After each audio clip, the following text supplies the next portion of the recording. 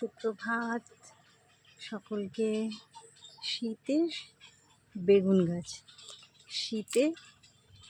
শীতকালে বেগুন গাছগুলো এনে লাগিয়েছিলাম। অনেকগুলো বেগুন গাছ লাগিয়েছিলাম, 3-4টে। তা 3-4টেই হয়েছে। ভাবলাম বেশ শীতকালে মজা করে বেগুন ভাজা দিয়ে ভাত খাবো। আমার ছেলে তো নিরামিষের দিন বেগুন খেতে ভালোবাসে।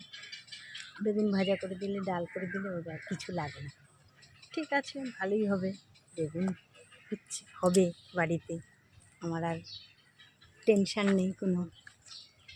এইবারে কি হলো, বেগুন দুটো গাছে হয়েছে, এর আগেও হয়েছে, দেখি ঝরে পড়ে গেছে।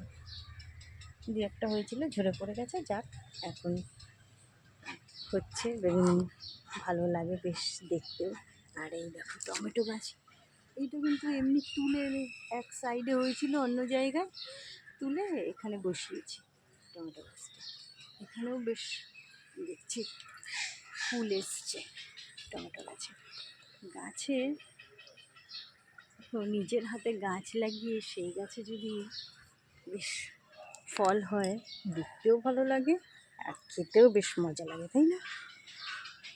মাটিতে যেখানে সেখানে যা কিছু লাগাবে ঠিক হয়ে যায়। সার ফার কিচ্ছু লাগে না, কিচ্ছু দিই না আমি, সার ফার কিচ্ছু দিই না। কিন্তু এমনি নর্মাল মাটিতেই লাগিয়ে রাখি গাছপালা, তাতেই হয়ে যায়।